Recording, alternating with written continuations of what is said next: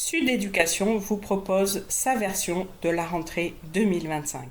Pour la quasi-totalité des enfants, la rentrée, ça n'est pas cette image d'Épinal où le Premier ministre serre la main d'une directrice peut-être, entourée d'hommes et pas un seul enfant à l'horizon. La poignée de main a été longue et chaleureuse, pour citer Coluche.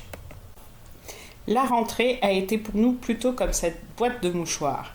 Il y en a pour les élèves, pour les enseignants, pour les remplaçants, pour les enseignants spécialisés en RAZ et les psychologues de l'éducation nationale, pour les AESH, pour les parents. Nous allons vous expliquer tout ça. Bonjour, soyez les bienvenus à l'Assemblée nationale. Alors les députés n'ont pas encore retrouvé le chemin de l'hémicycle en raison du contexte politique. Ils continuent en revanche de travailler en commission parlementaire, c'est leur mission. Eh bien, en cette mi-septembre, ils ont organisé 2 tables rondes sur le thème de la rentrée des classes 2025. Premier à être entendu, les représentants de syndicats d'enseignants du premier degré. Alors c'est toujours un peu la même chose, trop d'élèves par classe, des profs qui manquent de moyens, qui sont sous-payés. Mais cette rentrée-là est un peu particulière puisqu'elle est marquée par beaucoup d'incertitudes. On attend toujours le gouvernement au complet et on attend le nouveau ou la nouvelle ministre de l'Éducation nationale. Oui, bonjour mesdames et messieurs les députés. Cette rentrée, comme la rentrée précédente, a lieu sous le signe de l'instabilité politique puisque Madame Borne est démissionnaire et que nous allons sans doute ou peut-être vers la nomination du 7e ministre de l'Éducation en 3 ans. Tout d'abord, nous avons commencé l'année en apprenant le suicide de notre collègue Caroline Grandjean, professeure des écoles dans le Cantal, victime de lesbophobie et de menaces de mort. Elle a mis fin à ses jours le 1er septembre, jour de rentrée. Cette collègue est restée isolée et a été très peu soutenue par la mairie et ses supérieurs hiérarchiques. Il faudra déterminer la part de responsabilité de l'éducation nationale et en tirer les conséquences. Plus largement, les personnels de l'éducation nationale subissent une exposition grandissante aux risques psychosociaux, en partie liés aux pressions hiérarchiques, qui sont insuffisamment prises en compte par le ministère. Cette rentrée, c'est aussi l'application des nouveaux programmes en cycle 1, cycle 2 et cycle 3.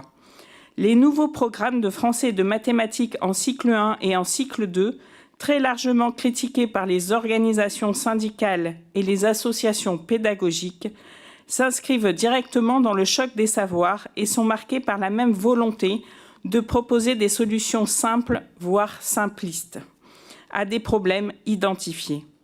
Leur mise en œuvre dès cette rentrée se fait donc de manière précipitée, sans plan de formation continue conséquent et au prix de pression à tous les niveaux. Nous félicitons en revanche la publication et l'entrée en application cette rentrée des programmes d'éducation à la vie affective et relationnelle, mais qui restent hélas de l'affichage sans réels moyens, sans formation et en interdisant dans de nombreuses académies le recours à des associations pour intervenir dans les classes.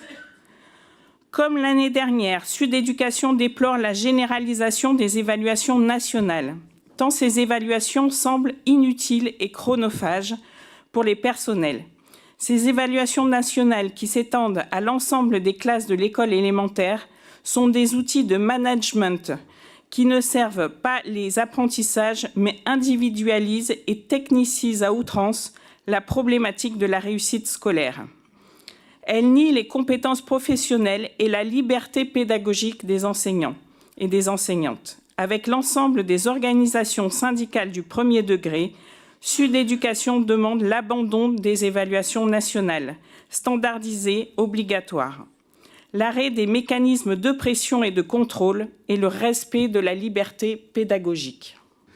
La double ambition affichée de l'élévation du niveau des élèves et de l'amélioration du bien-être à l'école restera lettre morte si des moyens conséquents ne sont pas débloqués pour réduire le nombre d'élèves par classe et recruter massivement des personnels sous statut de fonctionnaire, en rendant plus attractifs les métiers de l'éducation et en reconstruisant une formation initiale et une formation continue digne de ce nom. Aujourd'hui, l'école manque de tout. Il n'y a pas un ou une enseignante devant chaque classe et les carences ne s'arrêtent pas là puisqu'il manque également des remplaçants et remplaçantes, des enseignantes spécialisées et des psychologues en RASED, ainsi que des personnels d'accompagnement des élèves en situation de handicap et des personnels médico-sociaux. Ce n'est pas un budget d'austérité qui supprime les postes de fonctionnaires et bloque l'évolution salariale qui permettra de relever ce défi. Le défi de l'inclusion réussie des élèves en situation de handicap et des élèves, quelles que soient leurs difficultés, ne pourra être relevé si les écoles continuent d'être confrontées à un manque criant de personnel et de moyens pour accueillir correctement l'ensemble des enfants en âge d'être scolarisés, pour assurer les conditions d'une scolarité réussie.